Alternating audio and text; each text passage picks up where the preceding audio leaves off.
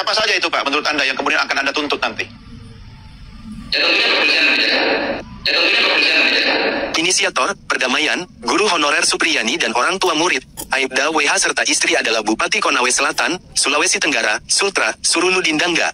Suruludin tak hanya ingin mendamaikan kedua belah pihak, namun juga berharap kasus dugaan penganiayaan murid ini diselesaikan.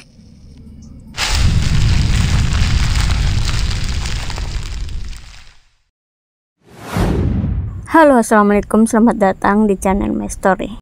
Yuk, masih tentang kasus Bu Supriyani yang kali ini katanya yang kabarnya didamaikan oleh Bupati Konawe. Yuk kita simak. Guru honorer Supriyani dan orang tua murid, Aibda WH serta istri adalah Bupati Konawe Selatan, Sulawesi Tenggara, Sultra, Suruludin Dangga. Suruludin tak hanya ingin mendamaikan kedua belah pihak, namun juga berharap kasus dugaan penganiayaan murid ini diselesaikan. Diketahui momen yang disebut perdamaian itu mempertemukan Supriyani dan Aibda WH serta istri. Dalam foto yang beredar viral di media sosial, Supriyani sudah bersalaman dengan orang tua murid yang menudingnya telah melakukan penganiayaan. Istri Aibda WH, NF juga bersalaman dengan Supriyani. Tak ada senyuman dari wajah kedua wanita yang tengah bersiteru. Sementara sang inisiator Bupati Konsel, nampak tersenyum dalam foto tersebut mempersatukan genggaman tangan Supriyani, Aibda WH dan istrinya. Perdamaian dilakukan Suruludin Dangga ini terjadi pada Selasa, tanggal 5 November tahun 2024. Ia juga turut berharap agar kasus dugaan penganiayaan ini bisa dihentikan. Hal tersebut disampaikan kuasa hukum Supriyani, Samsudin. Ia mengungkapkan bahwa pertemuan tersebut merupakan inisiatif Bupati Suruludin untuk mendamaikan kedua belah pihak. Ada sejumlah tujuan yang ingin dicapai oleh Bupati Konawe Selatan, mulai dari menghindari riak-riak di Desa Baito. Pemkab ingin menjaga keamanan dan mencegah adanya pihak-pihak yang memanfaatkan situasi ini.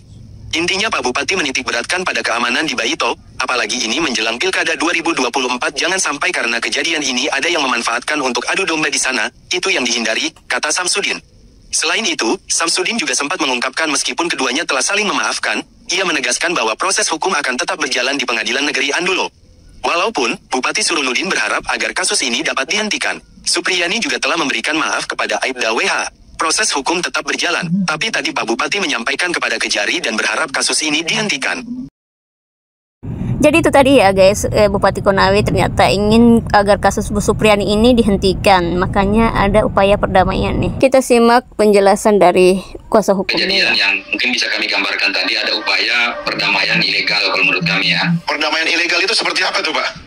Ya tadi ada Ibu Supriyani sepertinya diarahkan untuk berdamai, padahal dia tidak menginginkan sebenarnya. Karena dari awal kami fokus sebenarnya untuk membuktikan bahwa Ibu Supriyani tidak bersalah. Ya, ini sudah masuk di tahap persidangan, perdamaian itu sudah tidak ada karena tentunya syarat perdamaian utama itu adalah pengakuan bersalah dari Ibu Supriyani. Dan Ibu Supriyani clear dan tegas, bahkan sampai dengan pembuktian terakhir itu Ibu Supriyani menyatakan memang tidak bersalah dan tidak mengakui perbuatan.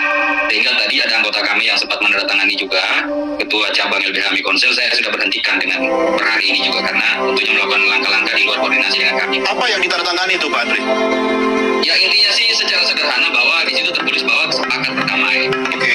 Siapa yang mengajukan perdamaian itu dari pihak siapa, dari orang? Ya itu kami lihat ada inisiasi dari pemerintah Konsel, kemudian dari Polres Konsel ya, Polres Konsel. Oke. Jadi pemerintah kabupaten dan Polres yang menginisiasi kemudian menunjuk wakil untuk bertemu dengan Ibu Supriyani atau bertemu dengan tim? Ya ada pertemuan tadi, ada pertemuan. Intinya bahwa kami mengapresiasi misalnya ada upaya untuk mendamaikan atau mendinginkan suasana. Kami tidak ada masalah. Tapi bahwa ada perdamaian terkait dengan proses hukum, sekali lagi itu sikap kami tegas bahwa itu tidak ada. Kami ingin supaya di persidangan ini kita bertarung dan membuktikan siapa yang benar dan siapa yang salah. Seperti itu. Bahkan tadi ada anggota kami yang melakukan pelanggaran, kami sudah memberikan tindakan tegas dengan melakukan pemecatan. Jadi Anda langsung memberhentikan tim Anda ya Pak Andri ya? Ya. Dan juga memang dalam perdamaian seperti ini sebenarnya di dalam Perma nomor 1 tahun 2024 Peraturan Mahkamah Agung itu sudah tidak dibenarkan karena perdamaian itu bisa dilakukan pada sidang awal sebelum kita membacakan keberatan ya, eksepsi ya.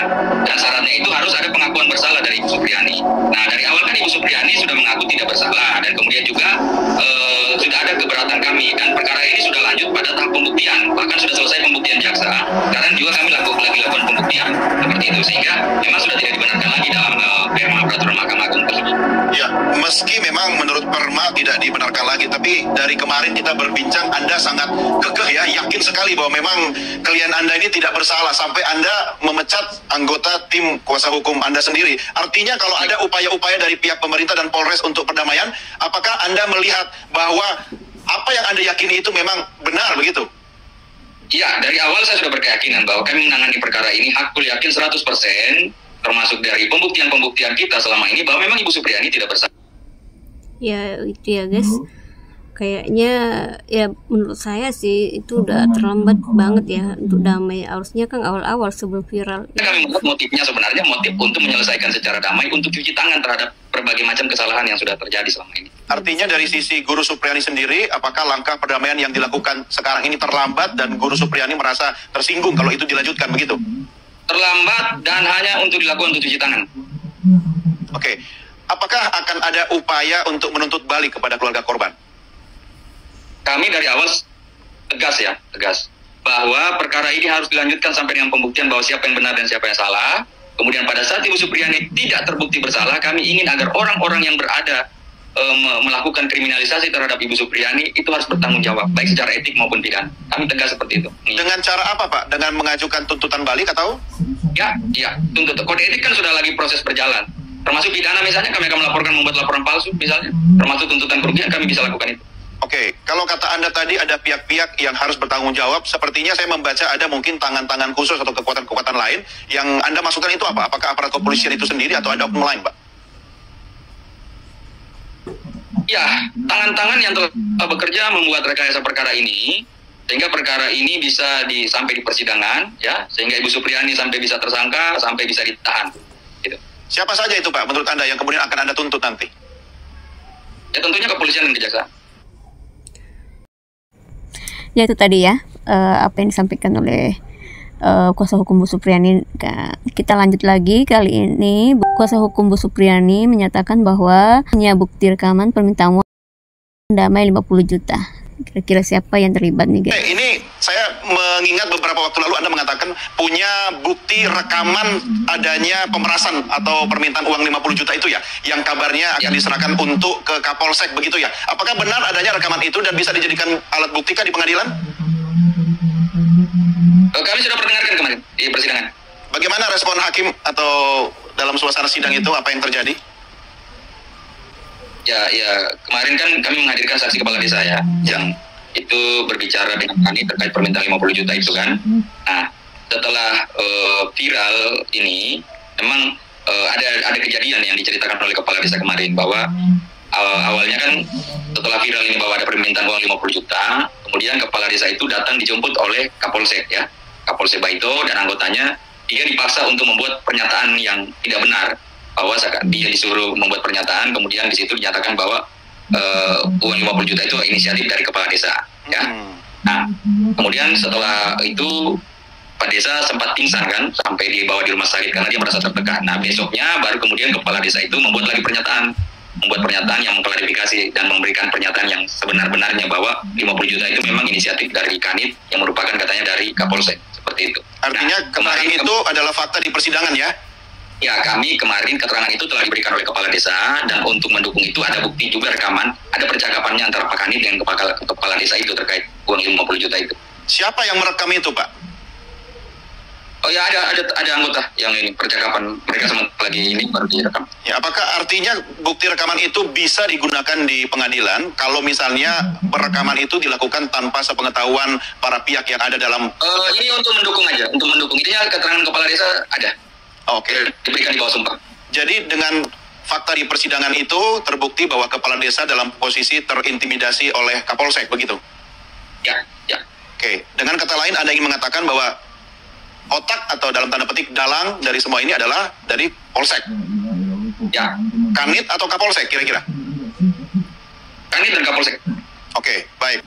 Kalau Anda sendiri sebagai kuasa hukum, apakah juga mendapatkan upaya intimidasi atau teror secara langsung, Pak Andre?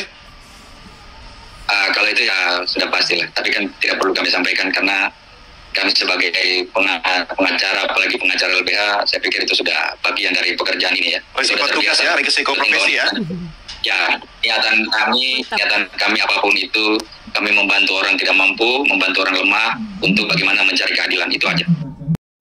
Oke teman-teman, itu tadi ya yang disampaikan oleh kuasa hukum dari Bu Supriani, Pak Andre ya. Semoga kasus Bu Supriani cepat selesai sesuai dengan apa yang kita harapkan ya teman-teman. Oke, sampai di sini dulu perjumpaan kita. Bye, assalamualaikum.